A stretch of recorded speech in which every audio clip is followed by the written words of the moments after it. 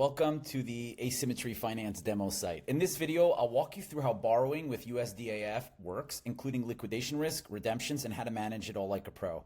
Here's the big idea. All right, we're gonna borrow USDaf. You deposit your crypto as collateral. In return, you mint new stablecoins called USDaf that you can stake, trade, or use across DeFi. It's like unlocking dollars without having to sell your assets. So let's say we're depositing $10,000 worth of staked scrvUSD. That's Curve's yield-bearing stablecoin. Well, based on the current Oracle prices, the value is around $10,444. Now, how much can we borrow against that? As you can see here, the system allows a maximum of 90% loan to value, meaning at most, we could mint around $9,400 worth of USDaf. But we don't have to mint the maximum. We can borrow less to keep the loan safer. Now, here's the important part. When you borrow, you set two things. You set how much USDaf you want to borrow and what fixed interest rate you want to offer. The amount you borrow and the interest rate you set are two separate levers. So let's just say that we want to borrow $6,000, which is 6,000 USDaf. You'll notice here it gives an orange color, right? Meaning there's a medium chance I could get liquidated. Although some might argue it's a very low chance because, as you'll see in a second, we have a healthy cushion. You'll also notice here, this number here with the liquidation price, 66 cents. What does this mean? That means if the price of scrvUSD, which is your collateral, drops from around $1.04 to 66 cents, the system will liquidate your position to protect itself. It won't carry bad debt. And right now we have a healthy cushion.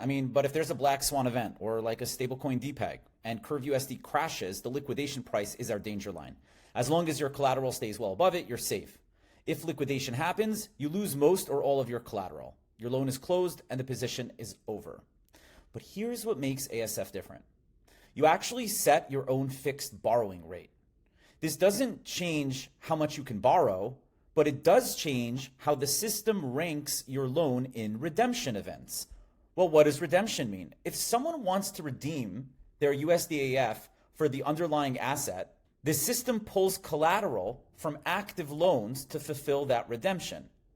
It does this through something called stability pools, which are made up of people who deposit their USDaf to earn fees from borrowers like you.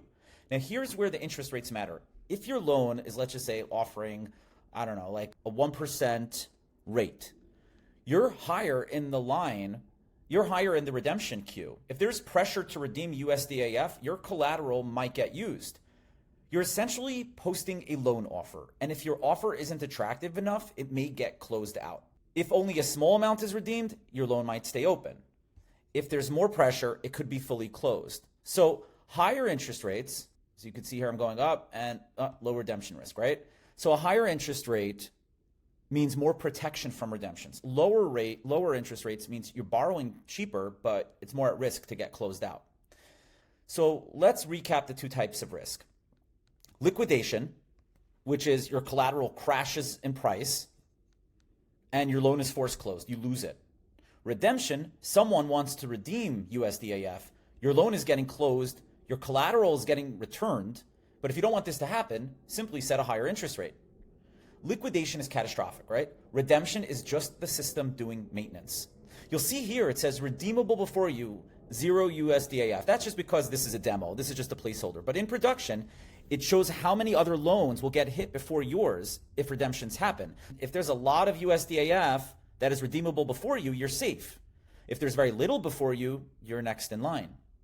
You'll also notice there's this option to delegate your loan. This just means you can give permission to another wallet, maybe a manager or an automated strategy to help manage your borrowing position. They could adjust your interest rate, handle repayments, or protect your position during volatile moments. But if you're managing it yourself, you can safely ignore this. So now, the summary. Now, the real question is, what will you do with your USDaf? You can stake it and start earning around 20% APY, which is even higher than the native yield on scrvUSD, for example, itself. Or you can take your USDaf into the market, you can farm, trade, build positions, and later come back and repay your loan. And if you're feeling ambitious, there's a whole strategy where you can multiply your exposure through native looping, unlocking even bigger earning potential.